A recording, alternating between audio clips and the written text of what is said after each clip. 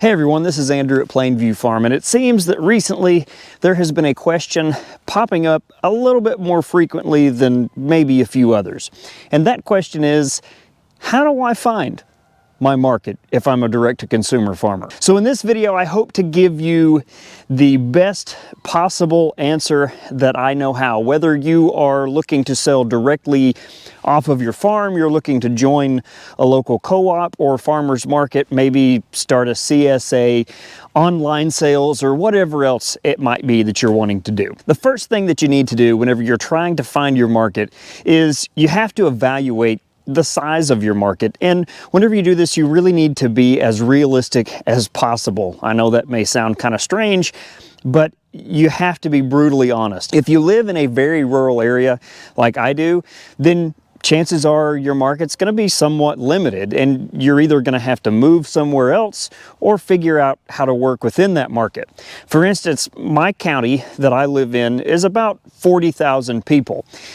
This is the most populous county in about a 100-mile radius. So naturally, the customer base is going to be pretty small, but that doesn't mean that there's no hope. What it does mean is that if you're going to be operating in that type of market, you're probably going to have to work a little bit harder than some of your competition. You may have to work to be just a little bit smarter, try to outthink your competition a little bit. And what I mean by that is your planning, your creativity, efficiency models, that kind of thing. You need to really put a lot of thought into what you're doing. So now part of your market evaluation is going to be taking the temperature of the culture in that market.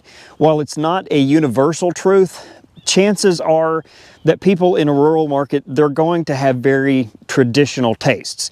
And that means that whenever they start hearing words like natural, organic, grass-fed, and so on, they're probably going to think that you are weird and that your products are overpriced. Now, while there is likely a niche for those types of products, again, being in a low population area, that means that the market is going to be pretty narrow. And that's especially true if there's already a lot of competition in those areas. Now, on the other hand, if you live in a large population center, those words are going to be an indication of a premium product. So the reality is that if you're going to be trying to sell those types of products in a limited market, you're going to have to be dedicated and educated, meaning that your market for your products is likely to grow very slowly, and you'll have to do a lot of education of your customers in order to get them to understand exactly what it is that they're buying. Now, of course, on the flip side of that, one of the greatest benefits of doing that type of marketing and growing that type of market is that once you have a good established customer base, chances are they're going to be very, very loyal to you. And that's because you're not just out here hawking some product that everybody else is selling, but that you're actually building a relationship with them. Now, the second thing you need to do is assess your local market and look for potential holes that you can fill. One of the best ways to get an idea about what is lacking in your local direct-to-consumer food market is to go to the farmer's market and look around. Honestly, check out the other vendors, see what they're selling, ask them questions, ask what they sell a lot of, what they have trouble selling, those kinds of things. Now, while there may be some that may not want to talk to you and give away any trade secrets, so to speak, the chances are that there will be more that are willing to actually talk to you and tell you what does well and tell you what doesn't, and give you some ideas about what direction you should be heading in. And along those same lines, you should probably find the market manager and talk to them, ask them what they're seem to be saturated with and maybe what they could use more of. Now, if they are saturated with a certain product, that doesn't mean that you won't be able to sell that product. It means that you probably won't be able to build your customer base around that specific product. So then once you build up that loyal stable of customers, you'll be able to roll out other things for them to buy, and they'll probably buy at that point. But again, if a market is saturated, it's going to be very hard to sneak in where everybody else is selling the exact same thing that you are. And as far as building up that initial customer base goes, it has been my experience that the best way to do that is to be the go-to producer for a very specific thing. And I'm not just talking about simply filling the void of a product that maybe they don't have enough of. What I'm talking about is developing a high quality product that you are able to educate your customers about. For instance, let's say, and I'm going to use terms of selling meat products here because that's what I do, but this would also work for market gardens or any other thing that you can think of. If everyone in your market is, say, selling beef and pork or chicken is in short supply, then what your goal should be is to become known as the pork or chicken farmer. That's who you want to be. Whenever somebody thinks about buying fresh, locally grown pork or chicken, they think about you. And as I said, that doesn't mean that you should just simply fill the void, but that you should become the go-to individual for that product, meaning that you need to learn as much as you can about all of the different types of cuts and the best way to cook them. It probably wouldn't be a bad idea to hand out recipes as well from time to time, because honestly, folks like that kind of stuff. And those are just a couple quick suggestions right off the top of my head. Again, later on, you'll likely be able to add beef or whatever other products it may be to your selection that you're wanting to, once you've established yourself and once you've built that good customer base. And people will honestly be eager to buy what you have to sell. Now, it seems a part two to that commonly asked question of where to find your market is a secondary question, and that is, well, where do your initial customers come from? And that's part three here. Use family and friends to test your products and be your first customers. And I cannot stress this point enough, okay? Family and friends are likely going to be the people that are going to give you an honest review of your products. They're going to tell you if something's good, they're going to tell you if something's bad. And the best way to do this is to give them free samples and again, ask for that honest review.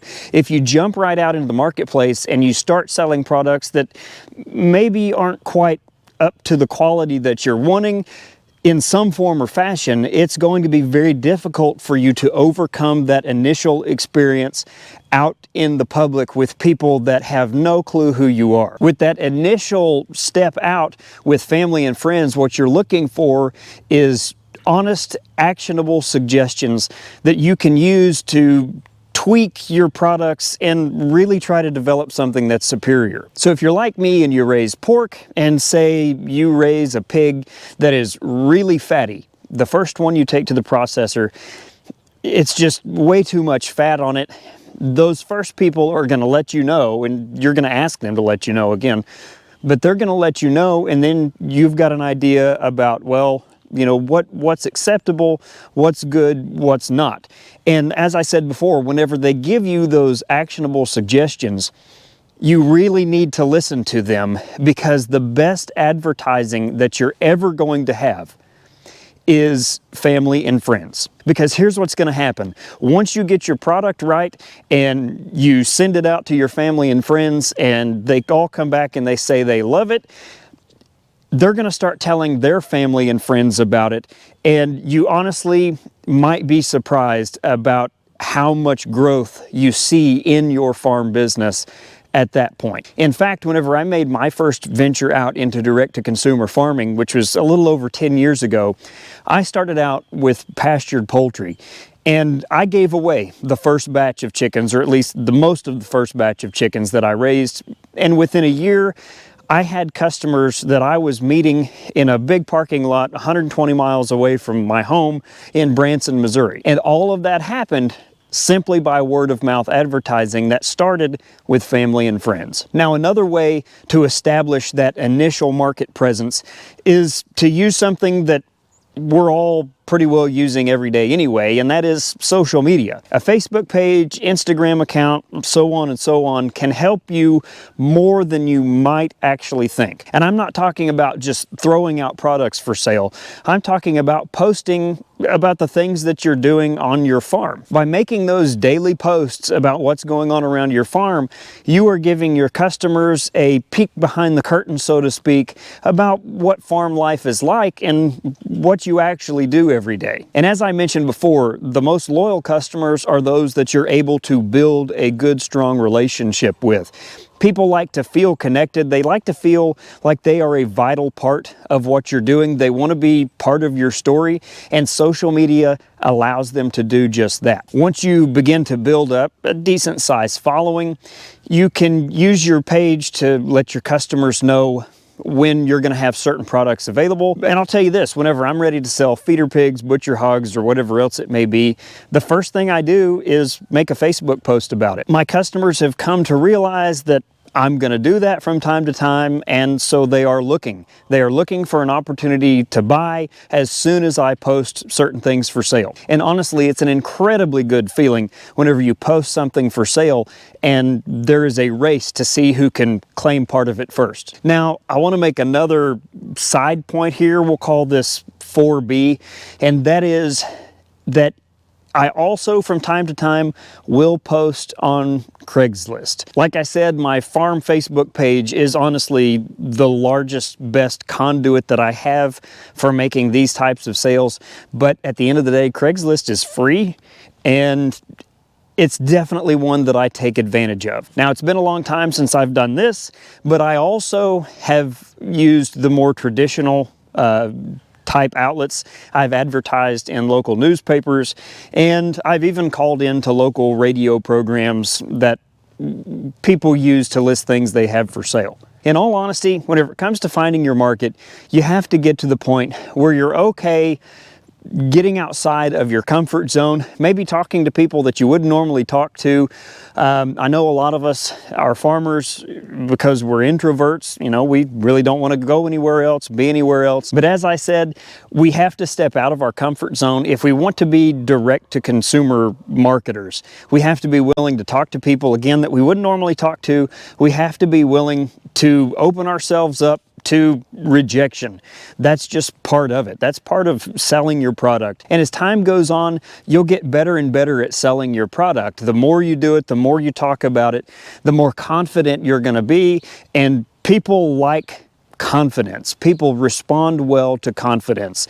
So again, be willing to put yourself out there and risk a little rejection, get out of that comfort zone, and maybe think outside the box a little bit as well. Sorry for using all those cliches, but that's the best I can think of. So I'm going to try to touch on this subject a little bit more in upcoming videos. And if you have any questions, any specific questions that you might like me to try to answer, go ahead and leave them in the comment section below. So as always, I appreciate you watching this video. If you enjoyed it, if you found it useful, please do me a favor and hit that like button. And if you want to know more about what we do here at Plainview Farm,